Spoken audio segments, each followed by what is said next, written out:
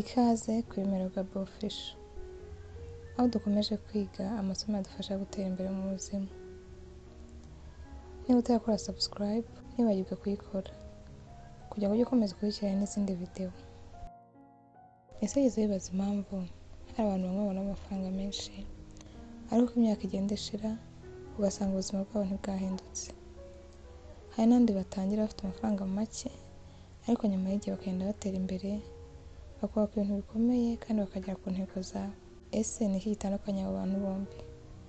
Akenshi si ko umwe aba afite amahirwe menshi kurusha undi, ahubwo ni uburyo batekereza ku mafaranga ndetse n'imyanzuro bafata mu buzima bwabo.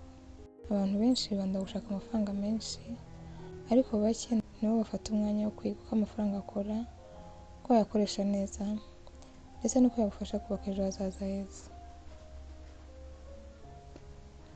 Muri video rero tugiye kureba ibintu 5 bishobora guhindura uburyo utekereza ku mafaranga, bigufasha gufata ibyemezo byiza ndetse no gutera imbere mu buzima bwawe. Ikintu cya mbere cyagufasha guhindura imitekerereze ku mafaranga ndetse ugashobora no gutera imbere, ni ukumenya ko amafaranga ari igikoresho atari intego y'ubuzima.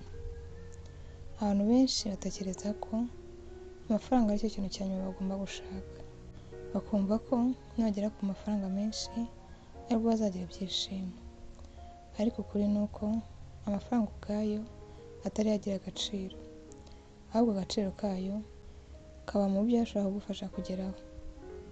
Amafaranga ashobora kugufasha kwiga ikintu gishya, ashobora gufasha umuryango wawe kubaka ubucuruzi, kugira umutekano w'ejo hazaza ndetse no kugira amahitamo mu buzima, ukanagira ubwigenge mu by'amafaranga. Iyo umuntu abona amafaranga nk'igikoresho, atangira kuyakoresha neza. Aho gukoresha amafaranga gusa ku byifuzo by'ako kanya, atangira kuyakoresha mu bintu bimwubakira ejo hazaza heza. Rero ujye usobanukirwa neza ko amafaranga atari intego, ahubwo ari igikoresho kigufasha kugera ku ntego zawe. Ikintu cya kabiri, reka gutekereza ko kwinjiza amafaranga menshi ari cyo gisubizo cyonyine. Abantu benshi baratekereza bati, nimbona akazi keza ubuzima bwanjye buzahita bumera neza, cyangwa bakavuga bati, ninjiza amafaranga menshi nzabasha kwizigama, cyangwa akavuga ati, nimbona amafaranga menshi ibibazo byanjye bizashira. Ariko ikibazo ni uko amafaranga winjiza ashobora kwiyongera, ariko niba imyumvire yawe itarahinduka, ayo mafaranga ntabwo yagufasha. Hari abantu babona amafaranga menshi kurusha ayo babonaga mbere, ariko ubuzima bwabo ntibuhinduke kuko uburyo bayakoresha ari bumwe. Iyo umuntu atazi gucunga amafaranga make, akenshi biramugora gucunga amafaranga menshi. Niyo mpamvu ugomba kwiga ibintu 3 by'ingenzi. Ugomba gushaka uburyo wakongera amafaranga winjiza ndetse ukongera n'ubumenyi bwawe kugira ngo wongere amahirwe yo kubona amafaranga menshi.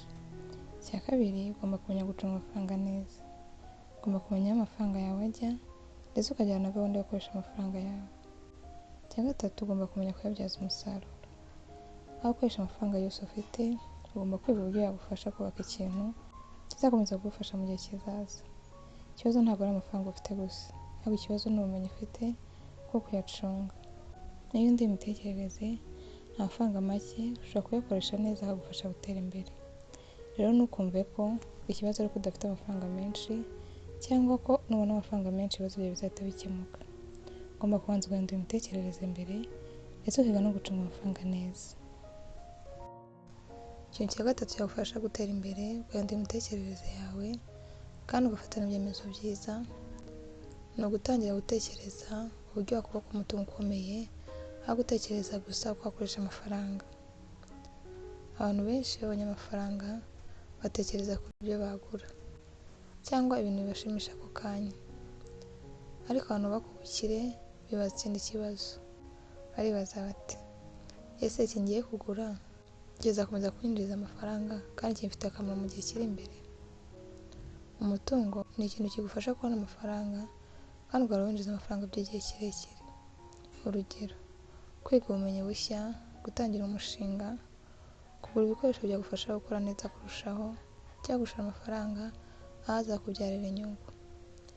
Iyo undi buryo ubona amafaranga rero, utangira kubaka ejo hazaza hawe aho kuyakoresha gusa uyu munsi.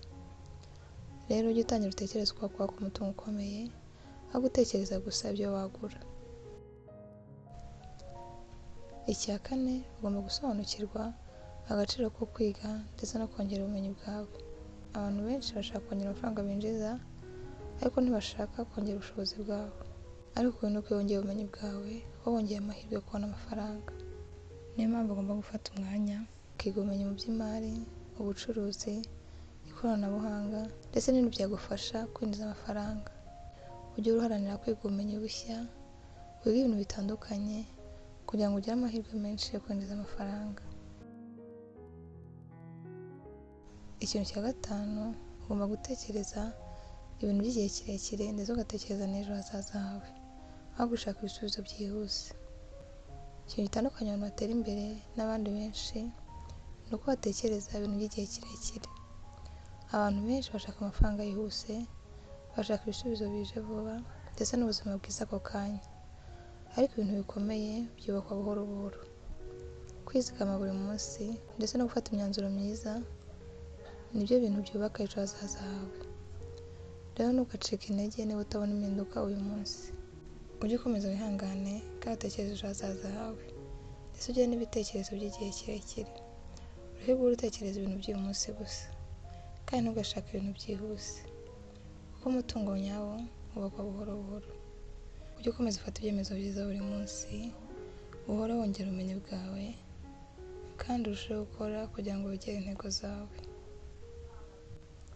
Uyu munsi twize ko amafaranga atari yo ntego y'ubuzima, ahubwo amafaranga ari igikoresho gishobora kugufasha kubaka ubuzima wifuza. Amafaranga iyo akoreshejwe neza ashobora kugufasha kwiga, guteza imbere umuryango wawe, gutangira umushinga ndetse no kubaka ejo hazaza heza.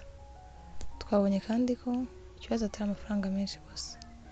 Twabonye ko abantu bafite amafaranga menshi ariko n'ubundi ntibayabyaze umusaruro kubera ko batazi kuyacunga. Niyo mpamvu umuntu agomba kwiga uburyo bwo kubona amafaranga menshi ariko akiga kuyakoresha neza ndetse no kuyamubyarira andi. Ikindi twize ni uko gutera imbere bitangira kuguhindura imyumvire. Niba umuntu ahora atekereza ko amafaranga ari ayo kwishimishamo uwo munsi gusa, ashobora gutakaza amahirwe yo kubaka ejo hazaza. Ariko umuntu iyo atangiye gutekereza ibintu by'igihe kirekire, atangira gufata imyanzuro myiza itandukanye. Atangira kwizigama, kwiga kandi agakora ibintu bimwegereza intego ze. Wibuke ko ubukire butangira ku byemezo byiza ufata ndetse no gutekereza. Buri muntu ashobora gutera imbere iyo atangiye kwiga ubumenyi bushya, kugenzura uko akoresha amafaranga, kwirinda gukoresha amafaranga mu bintu bitamufitiye umumaro ndetse no kugira gahunda y'ejo hazaza mu bintu bishobora guhindura ubuzima bwe.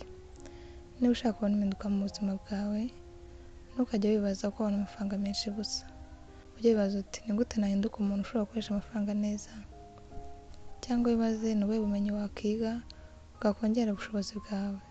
Kandi unibaze ikintu watangiye gukora uyu munsi kizakuzanira ubuzima bwiza bw'ejo hazaza. Ujye uzirikana ko gutera imbere atari ikintu kibaho rimwe, ahubwo ni urugendo rugizwe n'intambwe utera buri munsi. Niba uyu munsi winduye ugitekereza ku mafaranga, ushobora gutangira guhindura ejo hazaza hawe. Niba iyi video yagufashije, ntibagirwe gukora like, gukora subscribe niba utarayikora ndetse no kuyisangiza n'abandi. Murakoze.